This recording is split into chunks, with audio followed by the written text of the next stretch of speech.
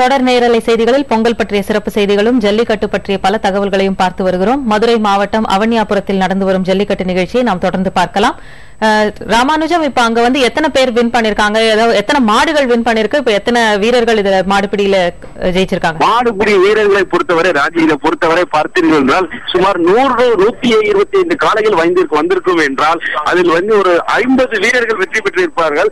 அது மட்டும் இல்லாமல் இதில் சில விதிமுறைகள் இருக்கிறது.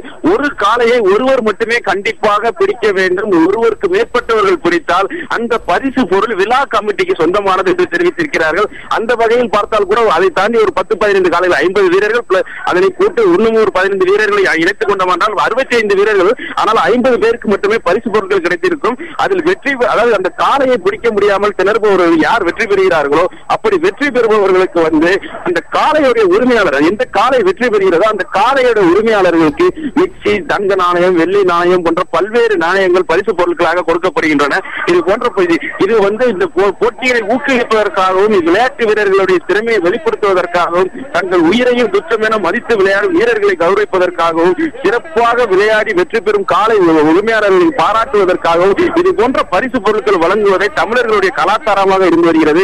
அதன் அடிப்படையில் தான் பரிசு பொருட்கள் வழங்கப்பட்டு வருகின்றன. இது ஒரு பக்கம் இருக்க, ஜல்லிக்கட்டுக்கு என்று ஒரு வரலாறு உண்டு. அதாவது சல்லி காசுகளை மாடுகளின் கழுத்துக்களை கட்டுவது, சல்லி காசு என்ற சொல் நெடுநாள் பின்னர் மருவி அது ஜல்லிக்கட்டு என்று மாறிவிட்டது. சல்லி காசுகளை கழுத்தில் கட்டி இருப்பதை சல்லிக்காட்டு என்று கூறினார்கள். அது மருவி இப்பொழுது ஜல்லிக்கட்டு என்று எல்லோரும் அழைக்கப்படுகிறது. இப்படிதான் தமிழர்களுடைய திருநாளான தை பொங்கல் அன்று, குறிப்பாக இந்த தினத்தன்று மாட்டு பொங்கல், அதாவது பொங்கல் அன்று எதற்காக ஜல்லிக்கட்டுக்கு கொண்டாடுகிறார்கள்? விவசாயத்திற்கும் மனிதர்களுக்கும் உறுதுணையாக இருக்கும் காளைகளை மகிழ்விப்பதற்காகவும், அது மட்டும் இல்லாமல் சிறு தெய்வங்கள் அறுவடை காலங்கள் பொதுவாக பார்த்தீர்கள் தை மாதங்கள் காலங்கள் ஜனவரி மாதங்களில் தான் நடைபெறும். அந்த காலங்களில் அறுவடை சிறப்பாக நடைபெற்றுவதற்கு உதவிய சூரிய பகவானுக்கு நன்றி தெரிவிப்பதற்காகவும், மழை போன்ற பெரும் சேதங்களில் இருந்தும் காலரா போன்ற பெரும் நோய்களிலும் தங்களை காப்பாற்றிய சிறு தெய்வங்களுக்கு நன்றி தெரிவிப்பதற்காகவும் இந்த போட்டி நடத்தப்படுகிறது.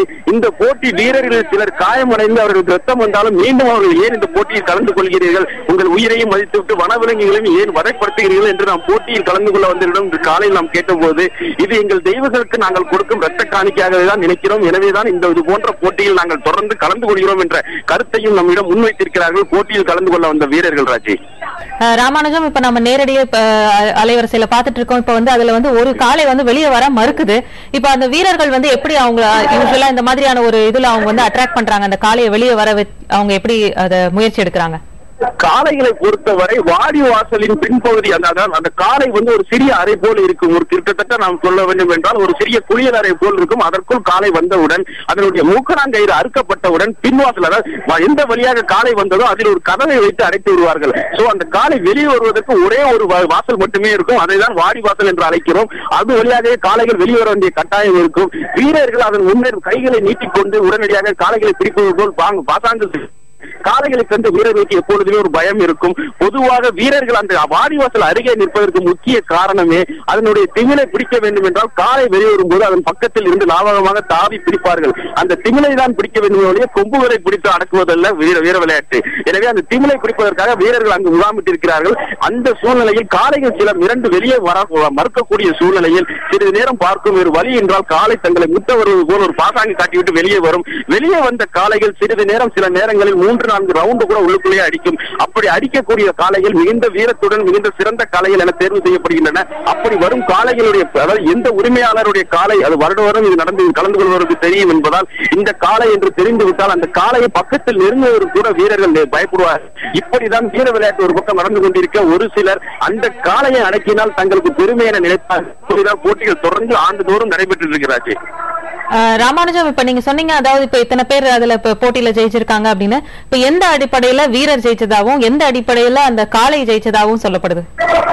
அதாவது ஒரு குறிப்பிட்ட எல்கை வாடிவாசலில் இருந்து ஒரு 20 அடி வரை வந்து போட்டீங்கன்னா அதற்கு மேல் வந்து ஒரு கயிறு கட்டி இருப்பார்கள். அந்த கயிறு எதற்காக, அந்த கயிறு துண்டு தொங்கப்பட்டிருக்கும். அந்த வாடிவாசலில் இருந்து அந்த காளையினுடைய திமிழில் பிரித்து கொண்டு அந்த கயிறை தாண்ட வேண்டும். அந்த கயிறு கயிறு என்பது கிட்டத்தட்ட அது மேலே இருப்பதால் அதனை வந்து நாம் எல்கை கோடாதான் கணக்கில் எடுத்துக் கொள்ள வேண்டும்.